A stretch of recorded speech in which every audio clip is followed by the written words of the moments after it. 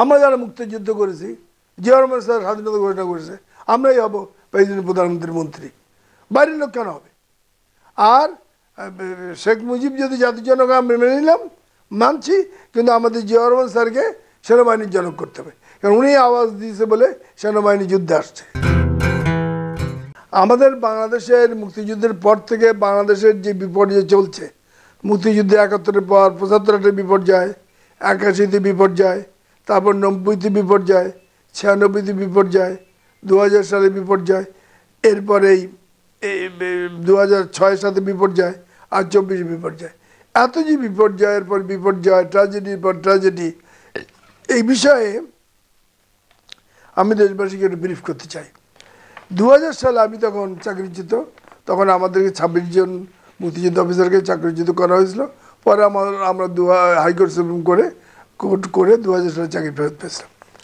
সেই সময় আমি ভিয়েতনামে গেছিলাম, নগন দেভিয়েন, স্টেট মিনিস্টার ভিয়েতনাম।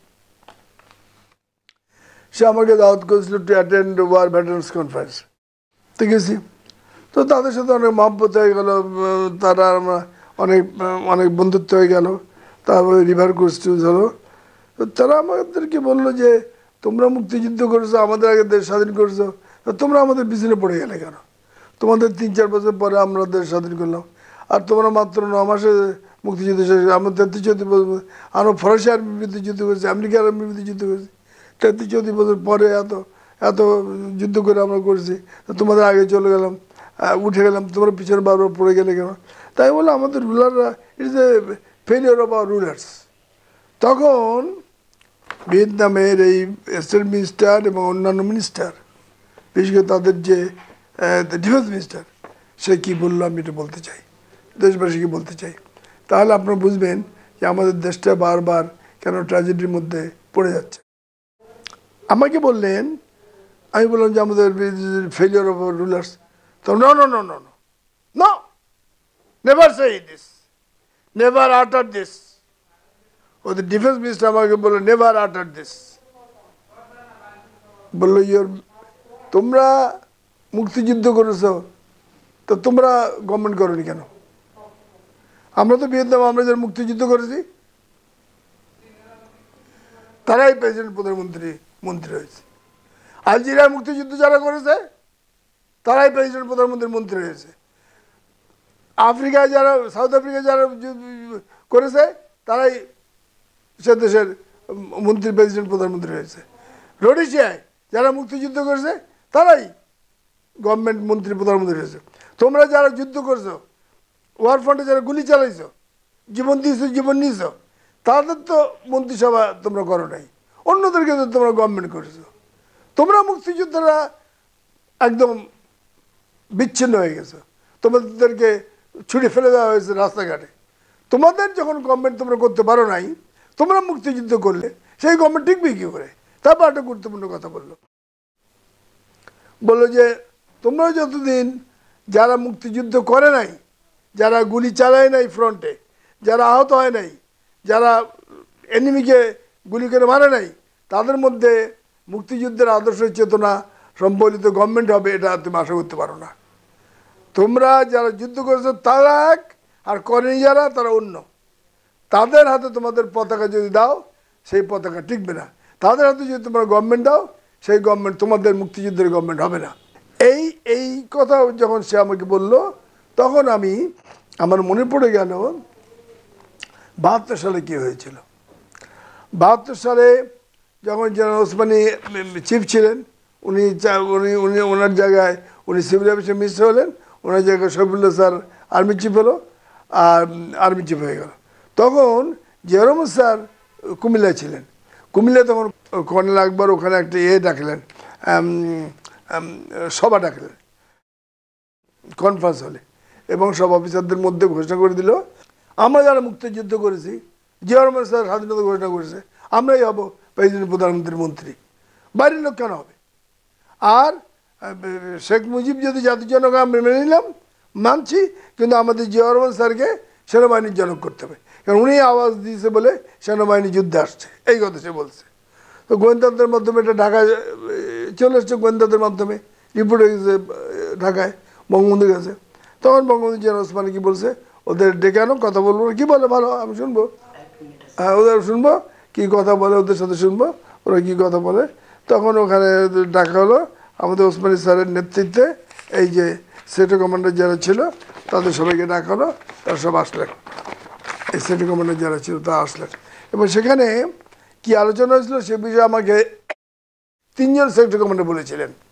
এক হলো মঞ্জু স্যার, এক হলো খাইবার স্যার, তা তোমরা বলবো দুজনেই তুমি তো, আর এক হলো একে খন্দকার স্যার, বেঁচে আছে।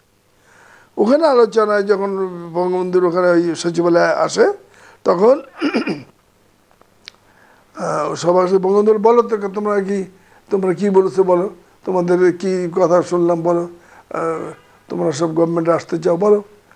তখন ওসমানী স্যার বললেন, sir on behalf of all of them আমি এটা বলি। তো বঙ্গবন্ধু বললো বলো। উনি তো ব্রিটিশ আর্মি অফিসার, ওনাদের মধ্যে হীনমন্যতা ছিল না, কোনো উদার মনোবৃত্তির লোক ছিল। উনি বললেন, স্যার এরা আলোচনা করেছে যে মুক্তিযুদ্ধে যারা সরাসরি যুদ্ধ করেছে তারাই গভর্নমেন্টে থাকবে, তারা গভর্নমেন্টের মন্ত্রী প্রধানমন্ত্রী এসব পদে বসবে, তার হলে মুক্তিযুদ্ধের চেতনা শেষ পর্যন্ত টিকবে না, এবং মুক্তিযুদ্ধের আদর্শের পতাকা শেষ পর্যন্ত উড্ডীন থাকবে না। এই কথাটা বলেছে এক। আর বলেছে যে আর বলেছে যে আপনি জাতির জনক, সে সবাই মেনে নিছে, কেউ অস্বীকার করতেছে না, তবে জিয়াউর রহমানকে এরা সেনাবাহিনীর জনক বলে ঘোষণা করতে চায়। তো বঙ্গবন্ধু কেন, কীভাবে করবে এটা বলো, কীভাবে চায় তারা।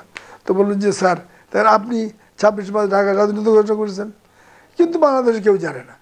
আওয়ামী লীগের লোকেরা বিভিন্ন জায়গায় চোঙা ফুকাই বলছে, বিভিন্ন জেলায় মাইকিং করছে, তো তাদের মাইকিংয়ের ডাকে তো সেনাবাহিনীর লোকেরা তো ক্যান্টনমেন্ট থেকে আসে নাই, আর পুলিশ বাহিনীর লোকেরাও আসে নাই।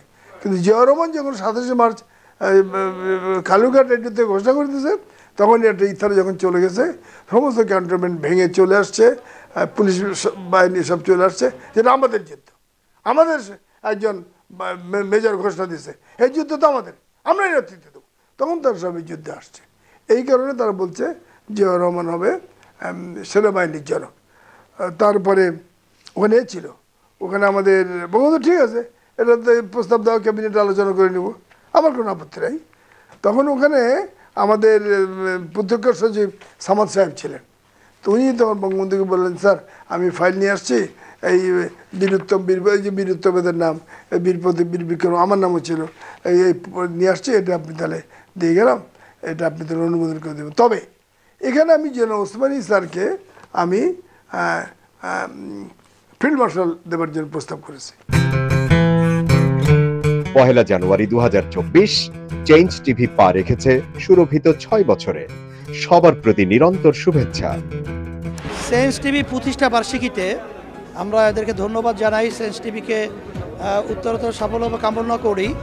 আর সাথে সাথে আমরা বিশেষ করে এদেরকে অনুরোধ করব যেন তারা দেশের পক্ষে এবং বাংলাদেশের জনগণের পক্ষে, ইসলামের পক্ষে, হকের পক্ষে, সত্যের পক্ষে তারা যেন সুন্দর পরিবেশন করতে পারে, এই আশাবাদ ব্যক্ত করি। চেঞ্জ টিভিকে আমি তো মেলা দিন ধরে দেখছি। চেঞ্জ টিভি যতদূর সম্ভব বস্তুনিষ্ঠতার সাথে কাজ করছে, এবং এই জন্য চেঞ্জ টিভির ভিউ আরও অনেক বেড়েছে, অনেক। আমি নিজে যে অনেকগুলো সভা করে মানে এখানে ইন্টারভিউ করেছি, কোনো কোনো ক্ষেত্রে আমি দেখেছি মিলিয়নের মতো হয়েছে ভিউ, মানে অন্য কোনো জায়গায় এত হয় নাই। আমি মনে করি চেঞ্জ টিভি ভালো কাজ করছে, প্রচণ্ড চাপ আছে, তার মধ্যেও চেঞ্জ টিভি যদি তাদের এই নিষ্ঠতা রাখতে পারে তাহলে এটা আরও ভালো করবে। আমি তাদের সাফল্য কামনা করি। আগামী 1 জানুয়ারি জনপ্রিয় যে online television, online media change টিভির 5 বছর পূর্তি হবে। চেঞ্জ টিভির সাথে আমার অনেক দীর্ঘ এবং পুরনো সম্পর্ক, প্রায় বলতে পারেন ঘরের সম্পর্ক। আমি এই 5 বছর পূর্তি উপলক্ষে আমি চেঞ্জ টিভিকে আমার ব্যক্তিগত পক্ষ থেকে, বিপ্লবী ওয়ার্কার্স পার্টির পক্ষ থেকে আমি আন্তরিক শুভেচ্ছা এবং আমি অভিনন্দন জানাই। আর আমাদের এখানে গণমাধ্যমকে বলা হয় 4th স্টেট। একসময় ধরুন বিচার ব্যবস্থার প্রতি মানুষের একটা শেষ ভরসার জায়গা ছিল, সেই বিচার ব্যবস্থা যখন এখন বিরোধী দলের দমনের একটা প্রতিষ্ঠানে পর্যবসিত হয়েছে, এখন জনগণের পক্ষে বিরোধী দলের জন্য, জনগণের শোষিত নিপীড়িত অংশের জন্য গণমাধ্যমই হচ্ছে এখনো পর্যন্ত শেষ ভরসা। আমাদের এখানে ঐতিহাসিকভাবে গণমাধ্যম বরাবরই জনগণের গণতান্ত্রিক আকাঙ্ক্ষার পক্ষে ছিল।